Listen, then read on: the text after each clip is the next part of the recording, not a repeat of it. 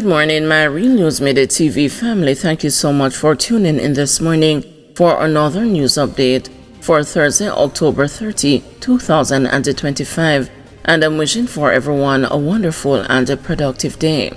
And in the news this morning, depth of Melissa's rage revealed.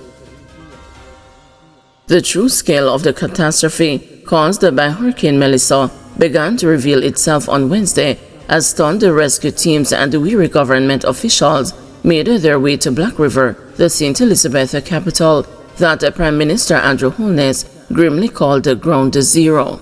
The usually tranquil town of Jamaica's southeastern coast now stands at the heart of devastation, bearing the full merciless brunt of the Category 5 hurricane's onslaught. The electricity grid of Black River is totally wiped out. The entire infrastructure and everything needed for the convenience of modern living is destroyed here in Black River, Holness said after an aerial tour of the area where Melissa unleashed her fury on Tuesday. The people are still coming to grips with the destruction, but from what I have seen here and the interaction, the people are strong, resilient and positive in outlook, the Prime Minister said, adding that the government is committed to the massive task of rebuilding the town. On Wednesday as well, the country was told that the death toll from Melissa stood at 4. At the same time, the operators of Norman Manley International Airport advised that it reopened at 4 p.m. Wednesday for flights carrying relief, while commercial operators will resume at 7 a.m. Thursday. Hurricane leaves huge piles of mud down the poles and damaged the roofs in sections of Montego Bay. Residents of Catherine Hall and West Green spent Wednesday trying to clear molds of mud swept into their homes as Hurricane Melissa ravaged the city on Tuesday. The rain and the gale force winds associated with Melissa led to the Barnett and the Pye rivers overflowing their banks, pushing mud into the surrounding communities. One resident of Catherine Hall, who gave his name only as Devon, shared his terrifying experience with the news. The wall flood out, everything flood out, lamented Devon as he pointed out that nothing was safe from the raging waters. According to Devon, he was fortunate enough to get to an upstairs section of the building, which possibly spared his life. He said he had to jump through a window and make his way upstairs to escape the rising waters. The water that was in the house was taller than me and you. Nobody slept in the house last night, he told the news. He said the floodwater affected all his furniture and belongings before receding during the course of Wednesday after Melissa had moved beyond the shores of Jamaica.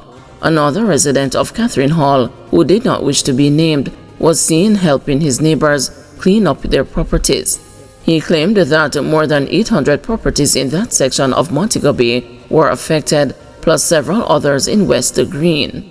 Catherine Hall and West Green are between the two rivers, and the heavy downpour from Melissa made life very difficult for the residents.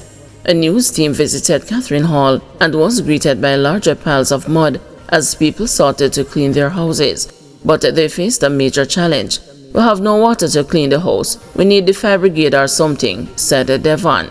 Inside the community, a pipe was found that offered a little of the precious resource, and several residents lined up to fill bottles, wash food items, and clean themselves of the mud. One female resident told the news that she did not know the source of the water, but was glad for it at the time.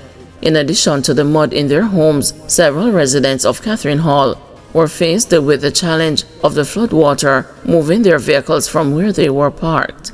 One car was seen launched against another, while a trailer was seen stuck against the median with debris, a demonstration of how strong the currents were from the floodwaters. A resident claimed that the water associated with Melissa was so high on Tuesday that it had covered his Toyota Prado motor vehicle, leaving him unsure if he will be able to drive it. The pressure of the floodwaters linked to Melissa was also evident at the National Water Commission's Bevin Avenue location. There was also damage to the walls at the Catherine Hall Entertainment Center, which was recently painted with images of some of Jamaica's most famous musicians.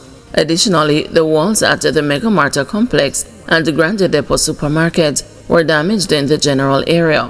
The 49-year-old Herbert Morrison Technical High School was not spared the hurricane's wrath, as the wind associated with it ripped off sections of roof at the facility on Alice Eldemere Drive in the city.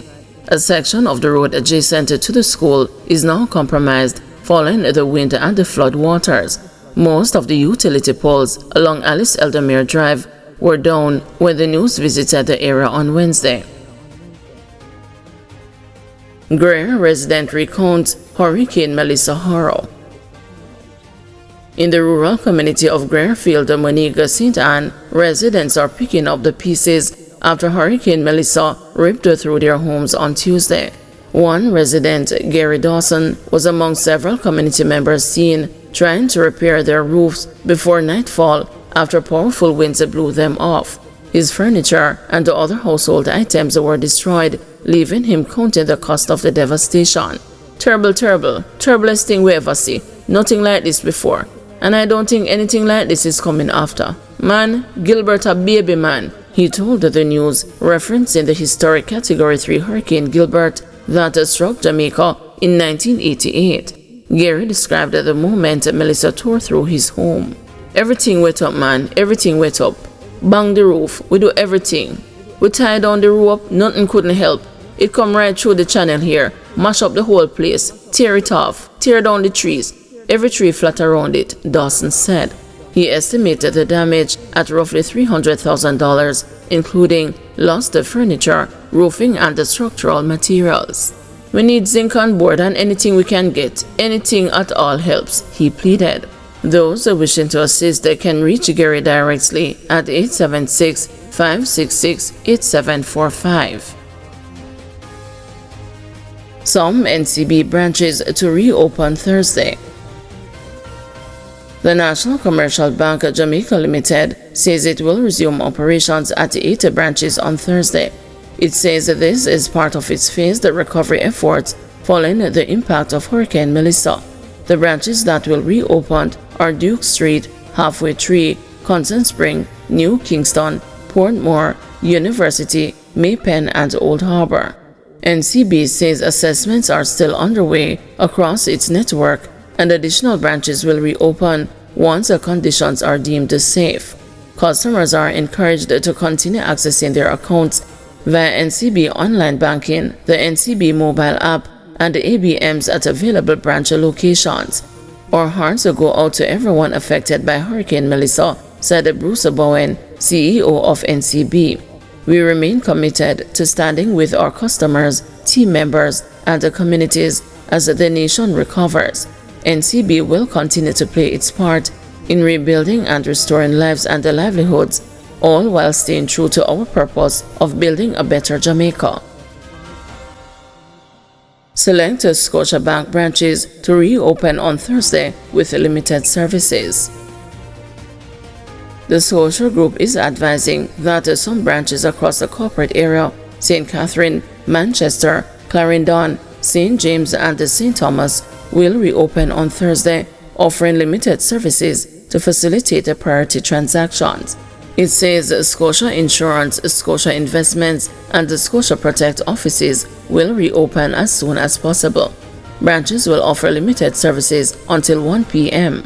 Here are the locations: Kingston and St. Andrew, Constant Spring, Hagley Park, Halfway Tree, Ligoni, New Kingston, Oxford Road, Scotia Centre and UA, St. Catherine, Portmore, Linstead and Spanish Town, Clarendon, Maypen, Manchester, Mandeville, St. James, Fairview, St. Thomas, Montego Bay.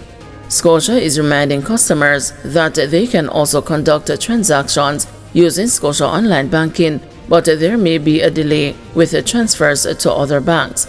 Multi-link services should also be available for ATM and point-of-sale transactions. The bank says it will advise on full reopening as soon as possible. Guys, thanks for watching. Please join us this afternoon at 2 p.m. for another news update.